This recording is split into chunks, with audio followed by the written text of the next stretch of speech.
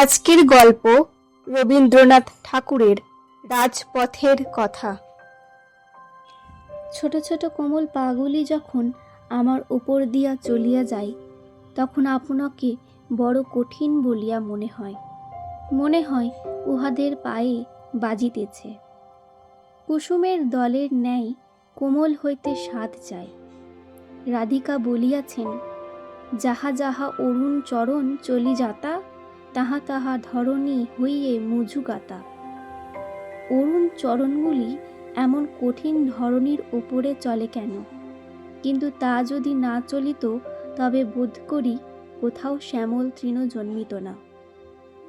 প্রতিদিন যাহারা নিয়মিত আমার ওপরে চলে, তাহাদিকে আমি বিশেষ রূপে চিনি। তাহারা জানে না তাহাদের জন্য আমি প্রতীক্ষা করিয়া থাকি। আমি মনে মনে তাহাদের মূর্তি কল্পনা করিয়া লইয়াছি। বহুদিন হইল এমনই একজনকে তাহার চরণ দুখানি লইয়া প্রতিদিন অপরাহ্নে বহুদূর হইতে আসিত।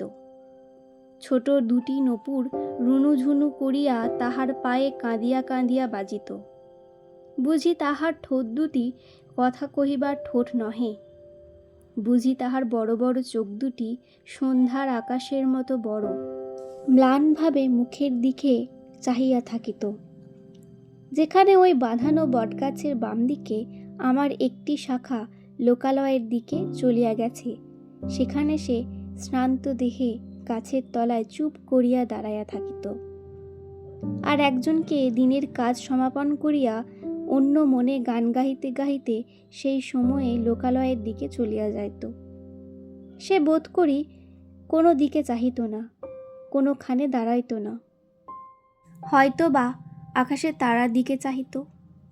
তাহার গৃহের দ্বারে গিয়ে পূরবী গান সমাপ্ত করিত। সে চলিয়া গেলে বালিকা শ্রান্ত পদে আবার যে পথ দিয়া আসিয়াছিল সেই পথে ফিরিয়া যাইত। বালিকা যখন ফিরিত, তখন জানিতাম অন্ধকার হইয়া আসিয়াছে। অন্ধকার হিমস্পর্শ সর্বাঙ্গে অনুভব করিতে পারতাম। তখন গোধূলির কাকের ডাক একেবারে থামিয়া যাইত।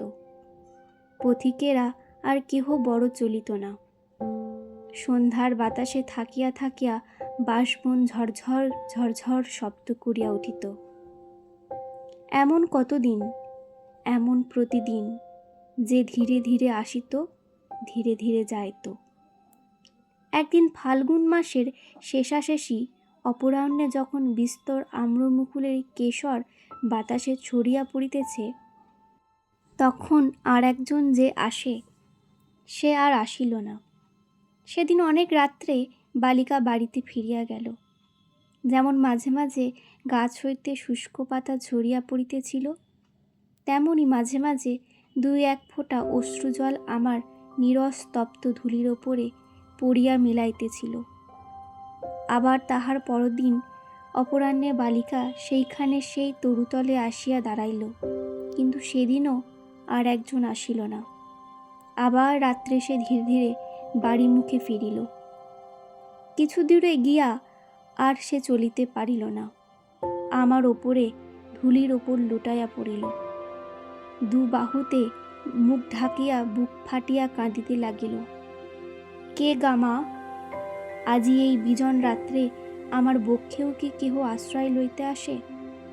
তুই যাহার কাছ হইতে ফিরিয়া আসিলি, সে কি আমার চেয়েও কঠিন? তুই যাহাকে ডাকিয়া সাড়া পাইলি না, সে কি আমার চেয়েও মূক? তুই যাহার মুখের পানে চাহিলি, সে কি আমার চেয়েও অন্ধ?